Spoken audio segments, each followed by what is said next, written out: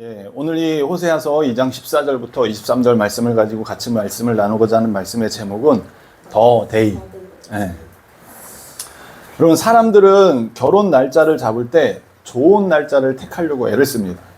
세상 사람들은 결혼 날짜를 잡을 때 또 점이나 또는 궁합 이런 걸 다 수렴해가지고 이 한 남자와 한 여자가 잘 맞는 날짜를 잡아가지고 결혼식을 진행한다는 거죠. 그리고 결혼식 날짜를 잡으면 그 날을 뭐라고 해요? D-Day로 잡고 날짜를 계산을 합니다. D-Day라는 말은 공격 개시일이라는 뜻으로 원래는 군사적 용어였어요. 군사적 용어로 뭐 그 세계 제1차 대전, 2차 대전 때 그 노르망디 상륙 작전 막 그 상륙하는 그 날짜를 계산해서 D-Day로 잡고 했던 그런 어떤 과거의 군사적 용어로 쓰였는데 지금은 너도 나도 다 쓰잖아요. 일반적으로 일상 용어가 돼버렸어요. 그래서 이것이 어떤 의미로 바뀌었냐면 어떤 계획을 실행할 예정일로 이제 쓰여지고 있다라는 거예요. 그래서 일상적으로 누구나 다 써요. 그래서 D-Day는 결혼식 날을 기점으로 계산을 하는 거예요. 그리고 결혼식 날 당일을 더데이라고 말하는 거예요. 더데이. 우리나라는 말로 말하면 뭐예요? 그날. 정한 날. 그 한 날. 더라는 게 정관사잖아요. 오직 세상에 하나만 있는 것에만 붙일 수 있는 게 더고, 그 다음에 여러 가지를 붙일 수 있는 건 어를 붙여요. 네. 영어 시간에 안 졸았으면 기억하실 거예요. 저는 영어 시간에 좀 졸아가지고 이걸 헷갈렸어요. 그래서 더를 언제 붙여야 되고 어를 언제 붙여야 되는지 헷갈렸었어요. 그것처럼 신랑과 신부가 그 날을 기대하면서 계산하면서 함께 할 날을 기대하고 소망하는 그 날. 그 날이 어느 날이에요? 결혼식 하는 날. 결혼을 앞둔 신랑과 신부는 하루하루 날짜 가는 것을 계산하면서 생각하면서 어떤 마음이 들겠어요? 굉장히 기대하고 소망하는 마음이 그 마음 가운데 계속 마음 가운데 그냥 불일 듯 일어나는 거죠. 할렐루야. 네, 저도 그랬어요.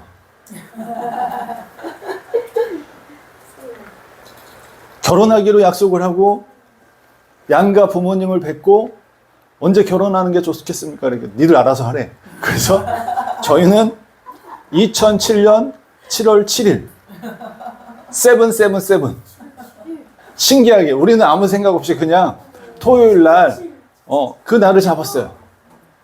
근데 7월 달이 더운 날이에요? 시원한 날이에요? 더운 날이죠. 그래서 우리가 결혼식을 잡았는데 어떤 결혼 예식장을 잡았는데 그날 결혼하는 팀이 우리밖에 없는 거야. 우리가 여유롭게 다 썼어요. 그러니까 결혼식 날, 그날을 상상하고 생각만 하면 그냥 행복이 막 마음 가운데 뿜뿜하는 거예요. 행복감이 벅차오르는 거예요. 그런데 성경에서도 더데이라는 그 날이라는 단어가 굉장히 많이 나오더라고요. 특별히 선지서에서 굉장히 많이 나와요.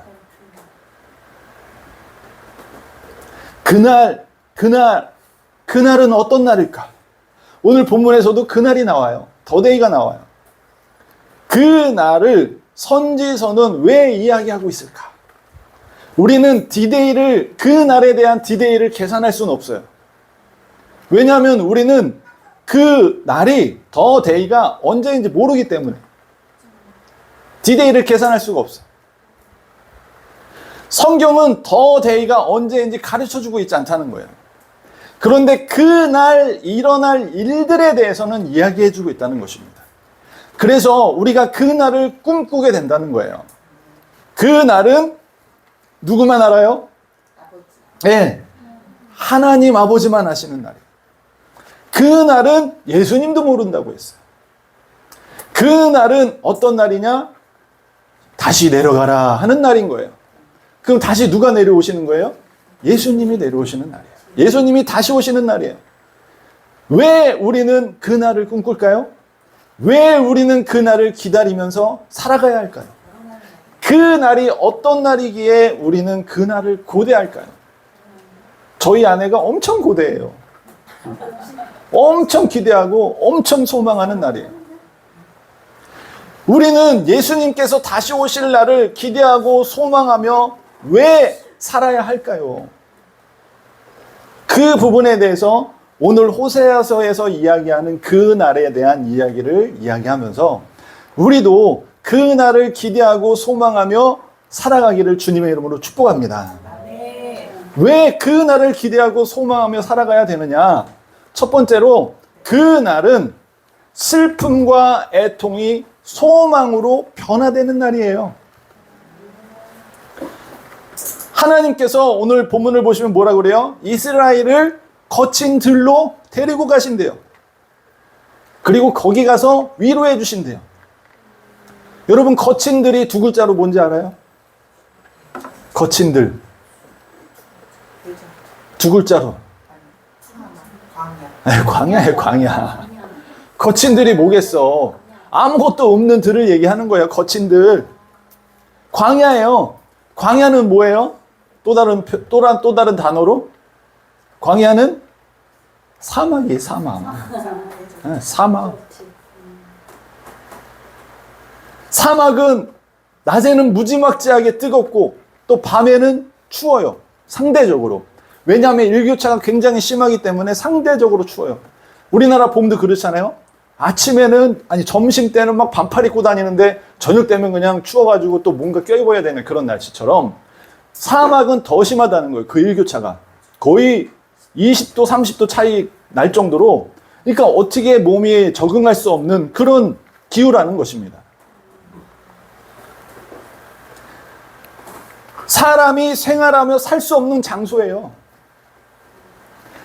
그리고 광야에는 어떤 생물들만 살아요? 어떤 생물들만 살아요? 정갈. 네, 정갈. 사막 뱀. 그 생물들은 뭐예요? 지독한 생물들이지. 거기서도 살아남을 수 있을 정도의. 그리고 사람에게 필요한 물이 없어요, 또. 그러한 곳에서, 그러한 곳으로 이스라엘을 뭐 하신다는 거예요? 데려가신다는 거예요. 그날에. 하나님께서 이스라엘을 거친 들로 광야로 데리고 가신다고 합니다. 이스라엘에게 광야를 생각하면 뭐가 떠오를까요? 이스라엘 백성들에게 광야 얘기하면 뭐가 떠오를까요? 광야 40년. 네. 애굽에서 출애굽하고 나와서 데리고 들어간 곳이 바로 광야였다는 거예요. 그래서 이스라엘 백성들에게 광야는 하나님이 애굽에서 출애굽해서 데리고 나오셔서 지나가게 하셨던 곳으로 이스라엘 백성들은 생각한다는 거예요. 또 우리가 성경을 보면 광야 하면 또 신약에서는 어떤 모습이 떠오릅니까? 신약에서도 광야가 나와요. 신약에서는 광야가 어떤 곳으로 나와요? 예수님께서 시험받은 곳으로 40일 동안.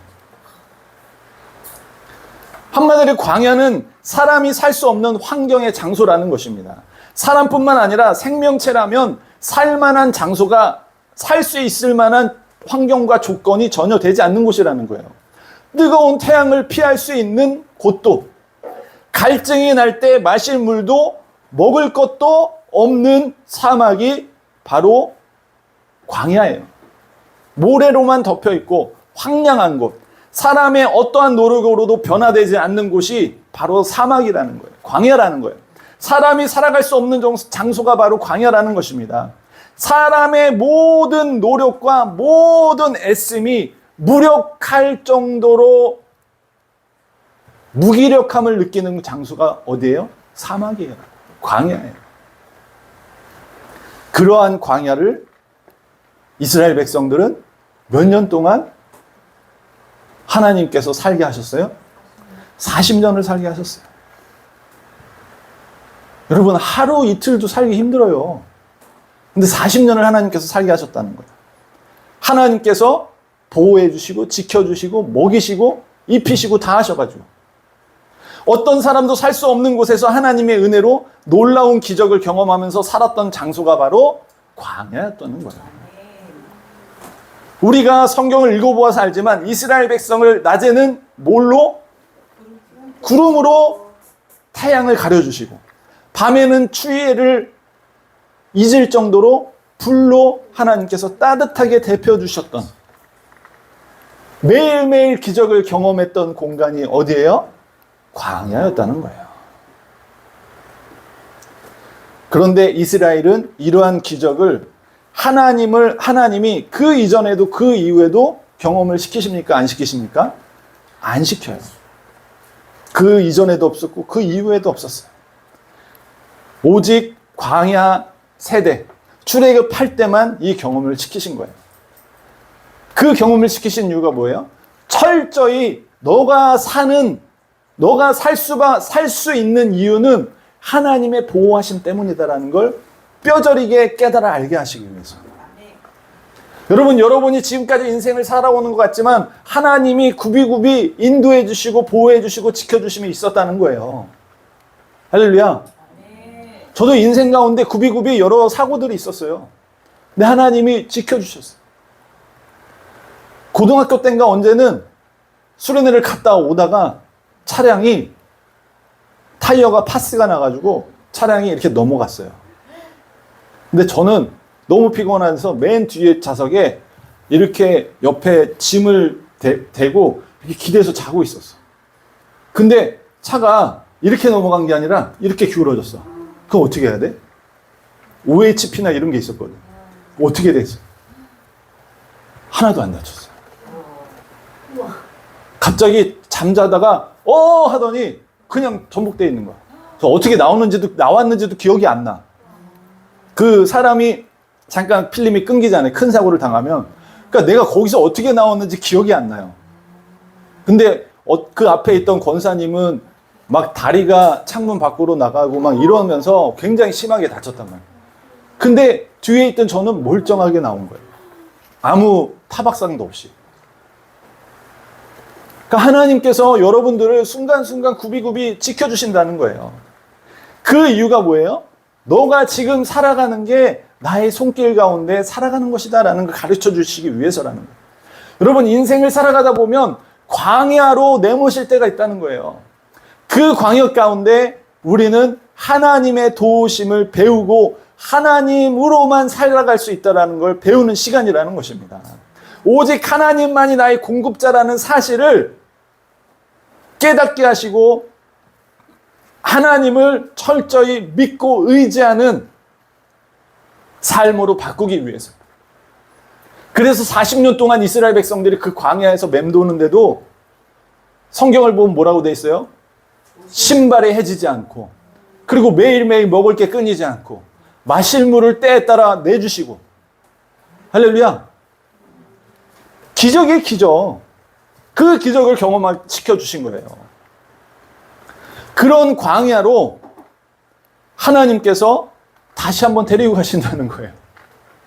여러분, 광야로 다시 데리고 간다고 하시면 어떨 것 같아요? 할렐루야.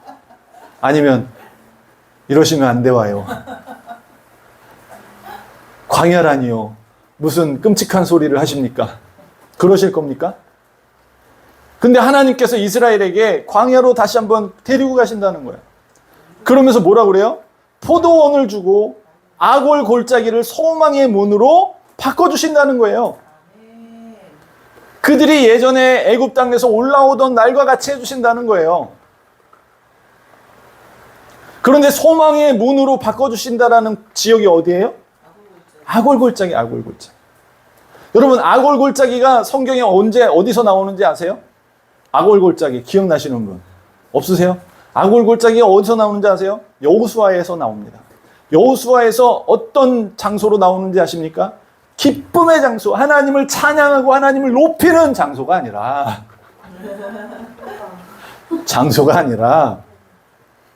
끔찍한 장소예요. 여러분, 아이성의 패배가 왜 패배했어요? 기억 안 나세요?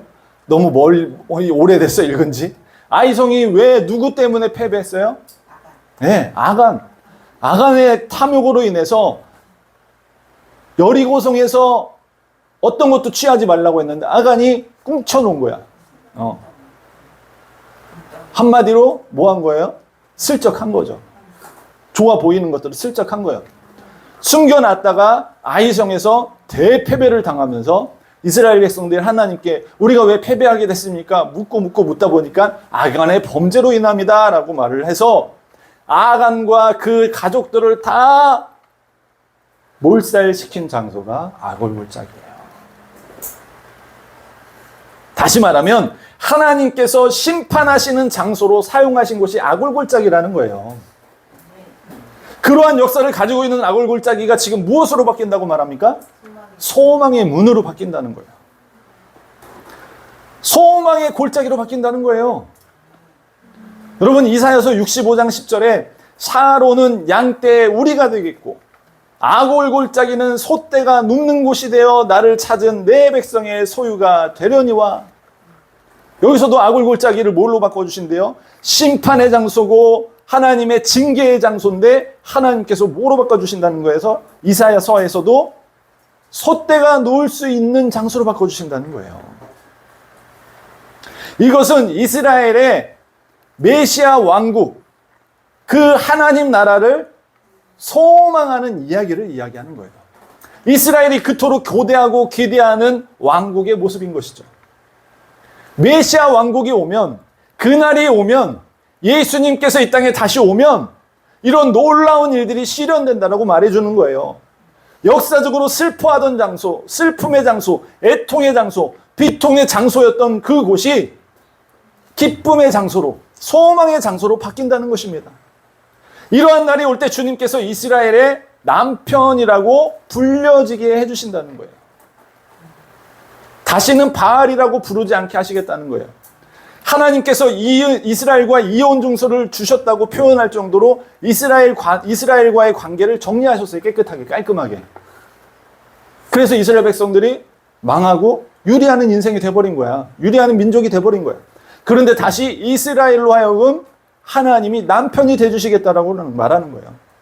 이스라엘이 다시 하나님을 남편으로 부르게 해주시겠다라는 거예요. 다시는 바알이라고 부르지 않게 하시겠다는 것입니다. 여러분, 바알이라는 의미가 뭔지 아세요? 바알이라는 의미가 주인님이라는 의미예요. 주인. 그러니까 이스라엘은 하나님을 다른 종교들이 부르는 의미로 생각했던 거예요. 그런데 하나님께서 주인님이라고 부르지 않고 남편으로 부르게 해주시겠다는 것입니다. 이 의미는 뭐예요? 다시 뭐예요? 관계를 정리하겠다라는 거죠. 그리고 바알이라는 이름을 제거하셔서 더 이상 사용하지 않게 하시겠다고 말씀하십니다. 바알이라는 단어가 더 이상 이스라엘에서 사용되지 않게 하시겠다는 거예요. 여러분, 바알이라는 단어가 이스라엘 역사와 성경에 굉장히 많이 나와요. 흔한 이름으로 불려질 정도로 일상적이고 일반적인 이름으로 이스라엘 백성들도 이름을 줘서 썼다니까. 그런데 그러한 이름을 이제 아예 없애 주시겠다는 거예요. 특별히 이스라엘에서 바알 숭배 사상이 얼마나 뿌리 깊게 내리고 있었는지 우리는 봤잖아요. 지금 읽어가고 있잖아요. 특별히 가장 강력하게 바알 신앙이 부흥했던 시기가 언제예요? 어느 왕 때예요?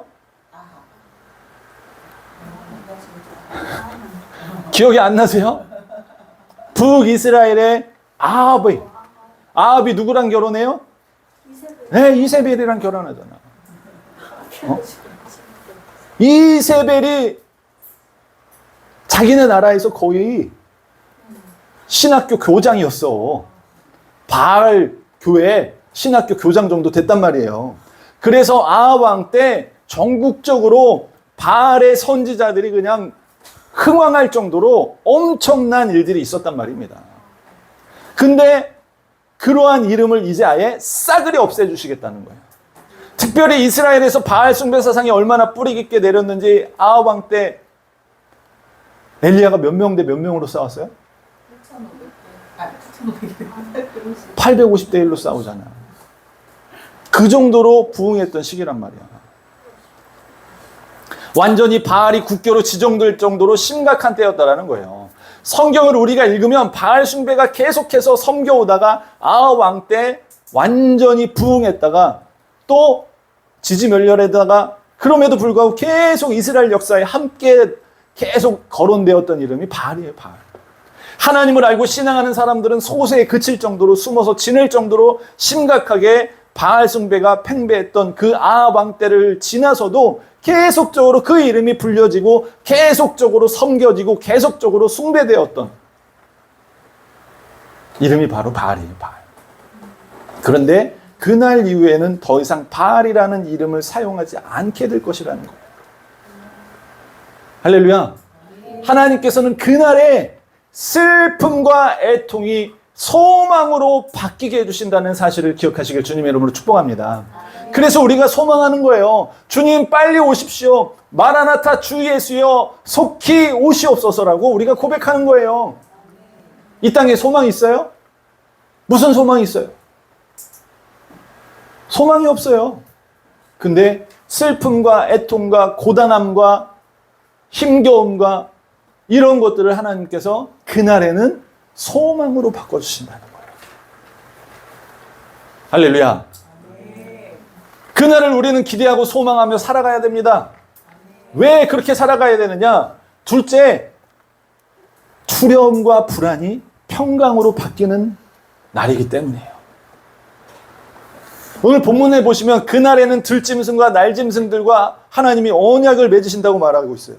그리고 그 땅에는 더 이상 전쟁이 없어지고 이스라엘의 평안이 눕게 되는 환경으로 변화될 것이라고 말해주고 있습니다. 여러분, 짐승들과 하나님께서 언약을 맺으신다는 사실,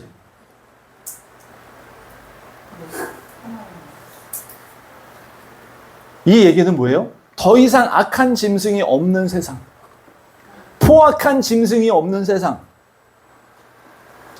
독사굴에 손을 넣어도 해를 입지 않는 세상, 사자들이 어린 양과 뛰노는 세상. 할렐루야. 여러분, 사자랑 어린 양을 한 우리에 가다 두면 어떻게 돼요? 어느 순간 사자만 남잖아요. 그렇지 않아요? 사자가 어떻게? 어린 양을 너무 이뻐해서, 어여뻐해서 어떻게 해요? 잡아먹죠. 근데 그날에는 독사굴에 손을 넣어도 독사가 물지 않는 세상, 어린 양이 사자와 뛰노는 세상. 할렐루야. 더 이상 어떤 짐승으로부터 공격이나 해를 당하지 않고 안전하게 거할 수 있는 세상이 온다는 거예요. 평화의 때가 온다는 것입니다. 샬롬의 때가 온다는 거예요. 자연이 더 이상 사람에게 해를 끼치지 않는 세상이 온다는 것입니다. 세상 어디를 가도 자연으로부터, 특별히 포악한 짐승, 육식 동물이나 특별히 또 막 사람을 쏘고 막 물고 하는 그런 벌레들이나 기타 어떤 위협에서부터 안전한 세상, 우리는 그거를 뭐라고 그래요? 파라다이스, 낙원이라고 하죠. 마치 에덴과 같은 환경을 하나님께서 변화시켜 주신다는 거예요.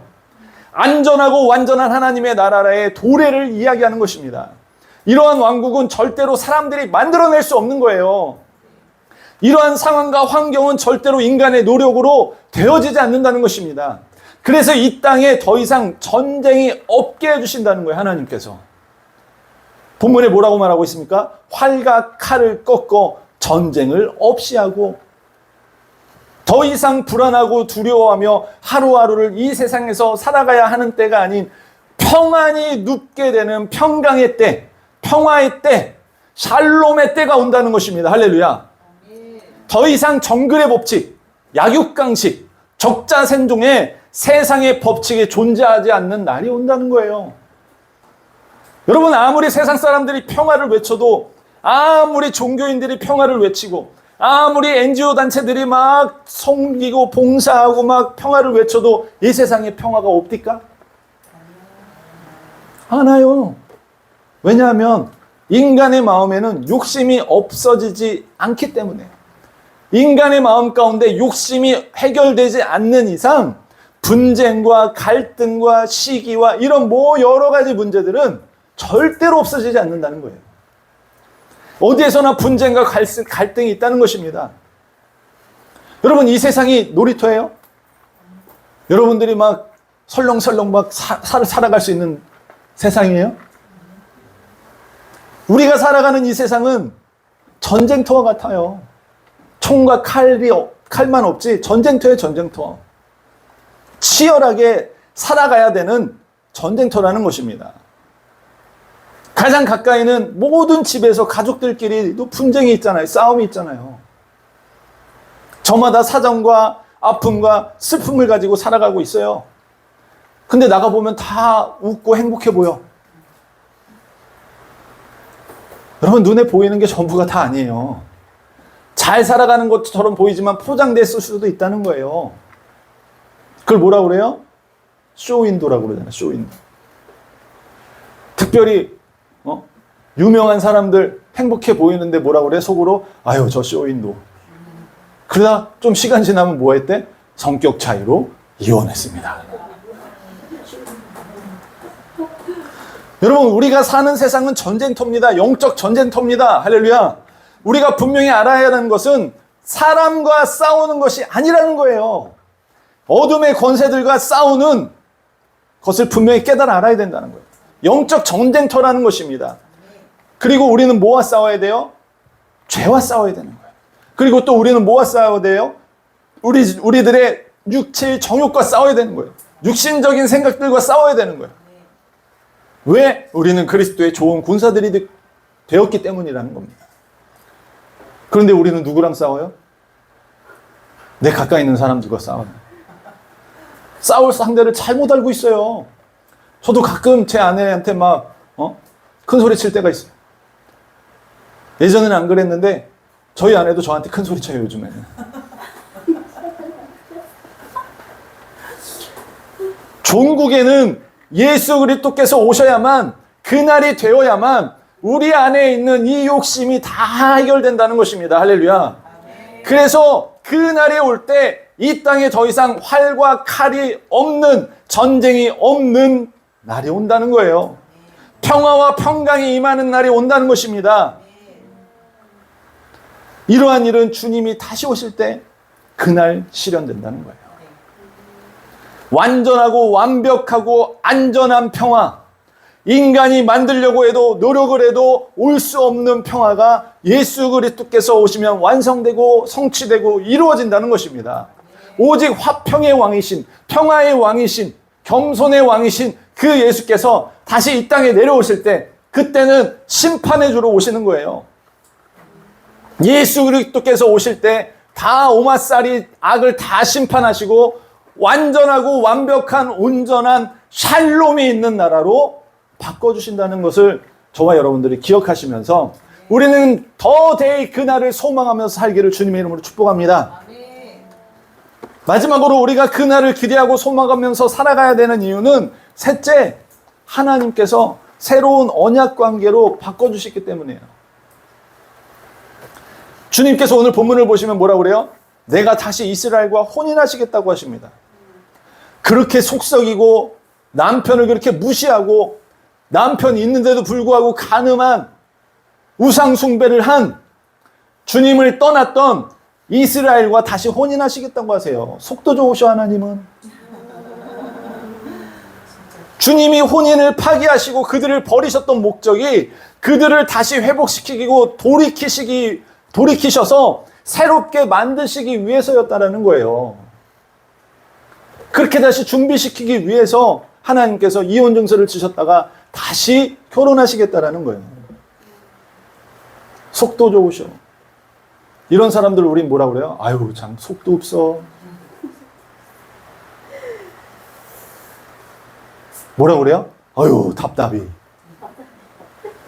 하나님이 그러신 거예요, 지금. 그러면서 19절, 20절에 두 번이나 말씀하세요. 내가 너희와 혼인하겠다. 여러분, 어떤 이들은 말합니다. 여러분, 결혼하는 이유가 뭐예요? 뭐라고 말해요? 사람들이? 같이 살려고 하는 이유가 뭐야? 사랑하기 때문에. 또 어떤 사람들은 뭐라고 그래요? 사랑하기 때문에 헤어진대. 사랑으로 결혼한다는 사람들, 사랑하기 때문에 결혼한다고 말합니다, 사람들이. 그러나 실제로 많은 사람들이 사랑하기 때문에 결혼하려는 것도 있겠지만 또 어떤 부분에서는 결혼을 통해서 뭔가 이루고 행복해지고 뭔가 여러 가지 이유로 결혼하는 사람들도 있다는 거예요. 그래서 어떤 부부들은요, 결혼식 전날까지 싸워. 또 어떤 부분들은 결혼식 끝나고 싸워. 또 어떤 부분들은 신혼여행 가서 싸워. 사랑해서 결혼했다며. 또 어떤 부부들은 신혼여행 가서 헤어져. 이렇듯 결혼도 결국은 사랑으로 하는 것 같지만 또 그렇지 않은 이유도 있다는 거예요. 그러면 하나님은 이스라엘과 어떤 마음으로 결혼한다고 오늘 본문에 말하고 계십니까? 오늘 본문을 보시면 하나님께서 이스라엘과 내가 결혼할 건데 어떤 마음으로 결혼하느냐? 공의와 정의와 은총과 긍휼히 여기는 마음과 진실함으로 이스라엘과 혼인하겠다는 거예요. 새로운 언약 관계로 결혼하시겠다는 거예요. 모세의 율법의 언약 관계를 다시 새로운 언약 관계로 맺으시고 다시 이스라엘과 결혼하시겠다는 것입니다.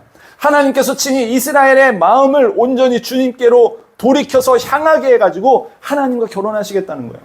딴 데 쳐다보고 있는 여자를 나를 돌아보게 한 다음에 결혼하겠다는 거예요.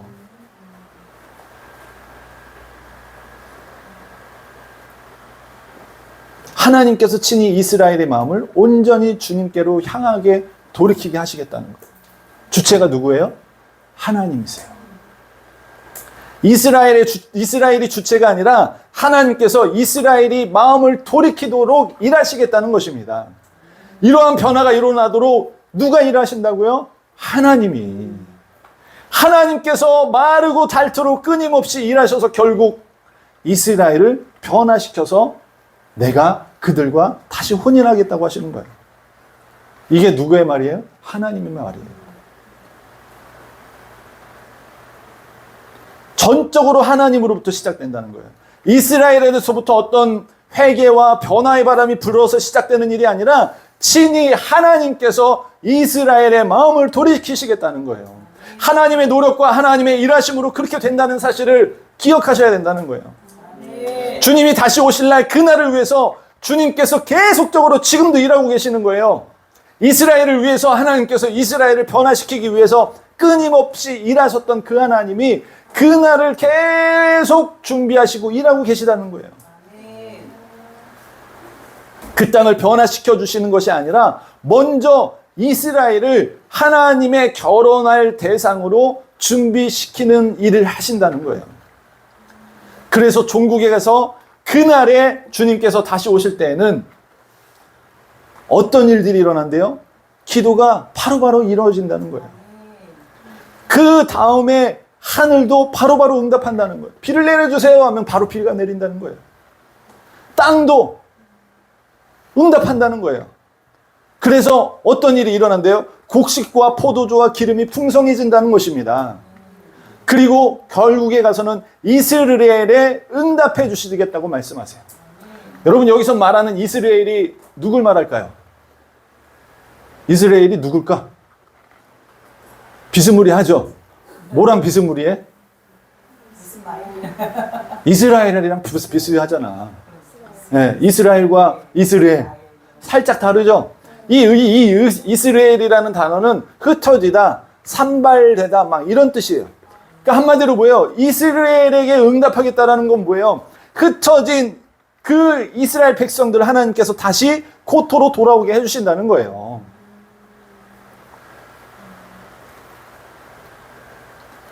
완전히 흩어졌던 디아스포라로 전 세계적으로 흩어져 있던 이스라엘을 표현하는 상징적인 단어가 이스라엘이에요. 근데 그 이스라엘에게 응답해 주시겠다는 건 뭐예요? 하나님의 징계로 인해서 형벌로 인해서 전 세계에 흩어져 있는 이스라엘을 하나님께서 다시 뭐 하신다는 거예요? 그들의 소망, 고토, 본인들의 옛날 그 땅을 하나님께서 회복시켜 주시겠다는 의미 아니겠습니까? 할렐루야. 이스라엘에게 응답해 주신다는 거예요. 흩어진 자들이 다시 한 땅에서 하나가 되어 모여서 하나님의 신부들로 만들어 주신다는 거예요.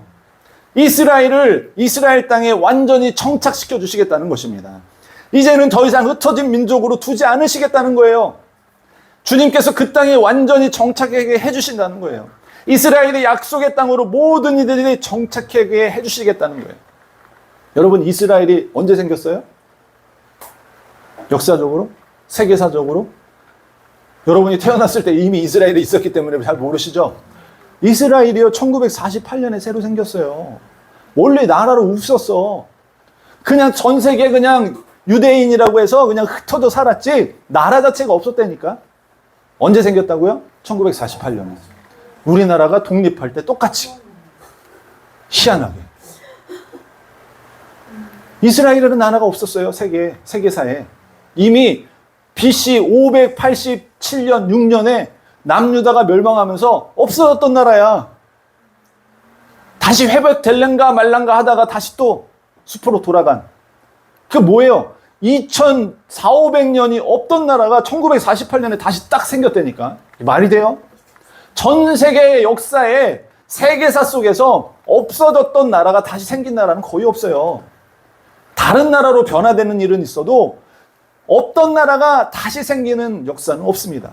근데 하나님께서 그렇게 해주신 거예요. 할렐루야.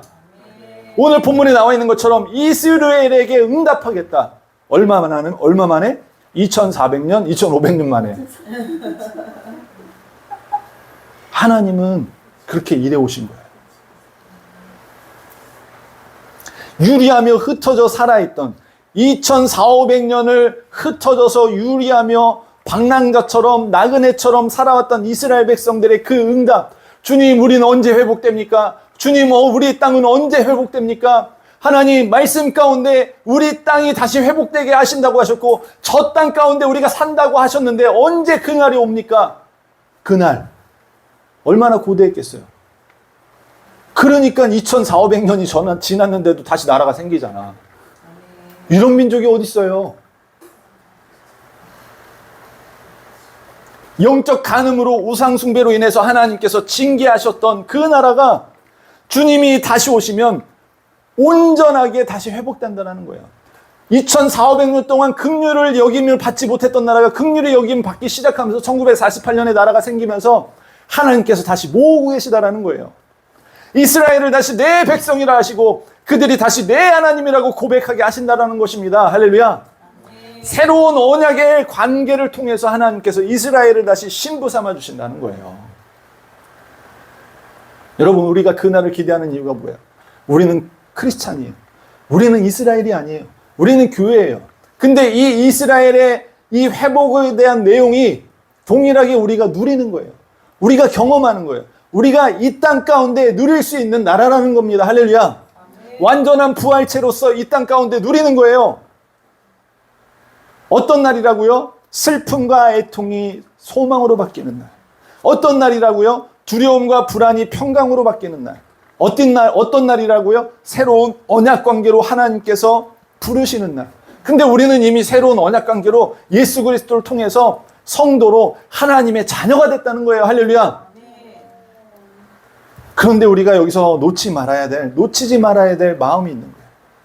하나님께서 변화시켜줄 세상을 기대하고 소망하며 이 세상을 살아가야 하지만 우리가 반드시 마음 가운데 두고 있는 마음이 있어야 돼요. 우리가 하나님을 정말 사랑하고 기대하는가? 여러분, 이스라엘이, 저 유대인들이 메시아를 기다려, 어떤 메시아를 기다려 왔는지 아세요? 백마탄 왕자님 같은 메시아. 이 세상의 왕권을 가지고 오마살이 모든 걸 다 뒤집어 엎고 강력한 힘을 가지고 이 세상 가운데 하나님 나라를 완성할 메시아를 기다렸던 거예요. 근데 그 메시아는 재림의 메시아예요. 초림의 메시아는 겸손하게 오셔서 섬김을 보여주시고 하나님의 백성을 다시 콜링하는 메시아였던 거예요. 그 메시아를 못 알아본 거예요. 우리가 오늘 본문을 보면서 우리도 생각해야 돼요. 내가 하나님의 자녀인데, 내가 하나님의 자녀로 불림을 받았는데 그날에 하나님께서 변화시켜줄 세상, 변화시켜줄 환경을 소망하는 것이 아닌지 되돌아봐야 돼요. 내가 사는 게 인생이 힘들고 버겁고 어려워서 그날을, 그 온전하고 완전한 평화의 샬롬이 있는 그날을 소망하면서 환경이 바뀔 것을 소망하고 있는 건 아닌지, 내가 정말 하나님을 열망하고 사랑하고 있는지. 아는 것과 믿는 것은 달라요. 내가 알고 있다고 해서 믿고 행동하는 사람 많지 않아요. 내가 알고 있는 것이 믿는 것으로 넘어가서 우리의 삶에, 나의 삶에 영향을 미쳐가면서 신앙인으로서의 삶의 모습이 나타나야 되는데, 드러나야 되는데, 그렇지 않은 사람이 태반이에요. 여러분, 에베소서 4장 13절에 뭐라고 말하는지 아십니까? 우리가 다 하나님의 아들을 믿는 것과 아는 일에 하나가 되어서 온전한 사람을 이루어 그리스도의 장성한 분량이 충만한 데까지 이르라. 에베소서 4장 13절에 그렇게 말하고 있어요. 장성한 분량이 되라. 장성한 자가 되라.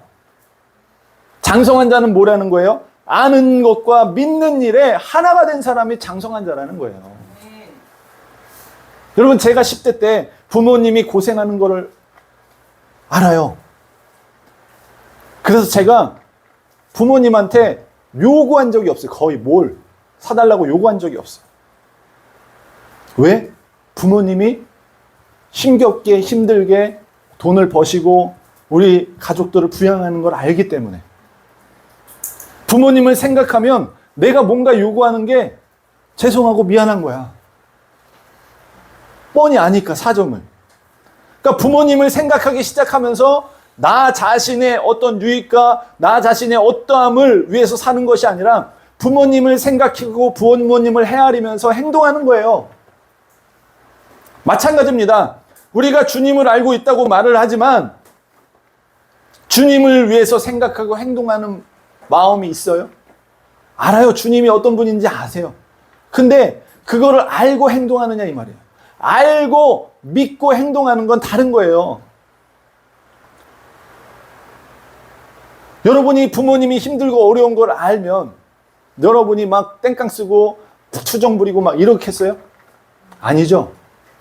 땡깡 부리고 투정 부려. 아는 것과 행동하는 게 다 따로 놀 때가 있다는 거예요.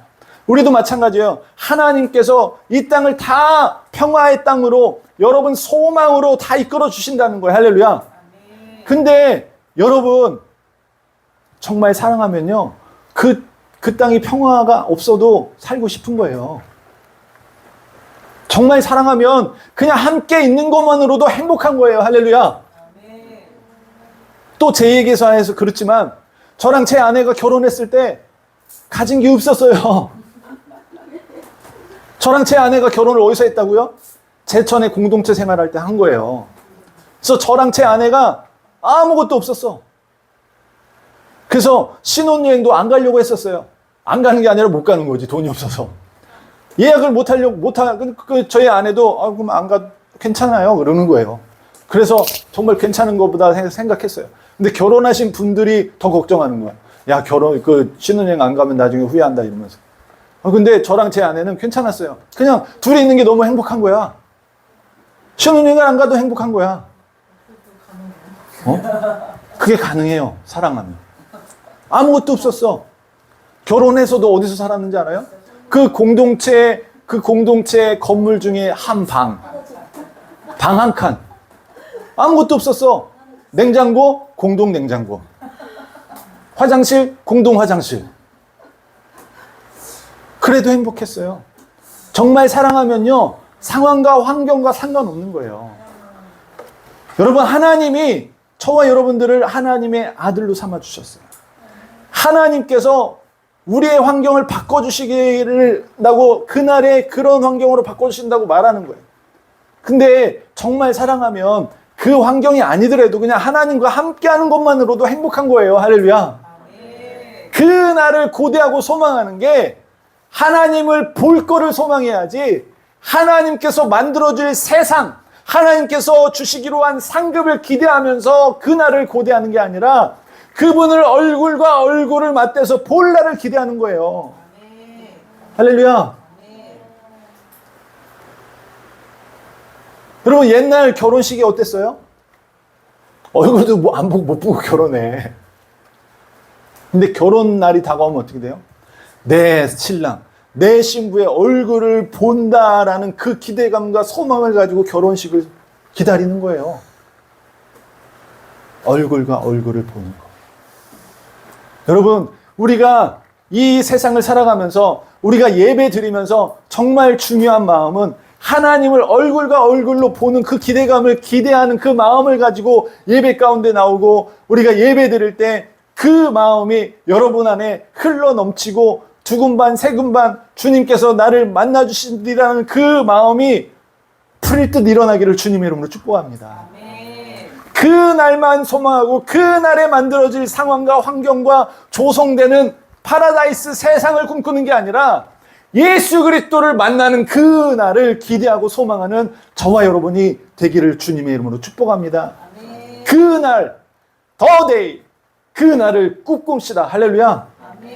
제가 제 아내를 마음껏 사랑하고 안을 수 있는 그 결혼식을 꿈꿨던 것처럼 상황과 환경은 중요한 게 아니에요. 그냥 함께 한다라는 거. 할렐루야. 그 날이 중요한 이유는 하나님을 대면하는 날이기 때문인 거예요. 할렐루야. 그 날을 소망하는 저와 여러분이 되시길 주님의 이름으로 축복합니다. 기도하겠습니다.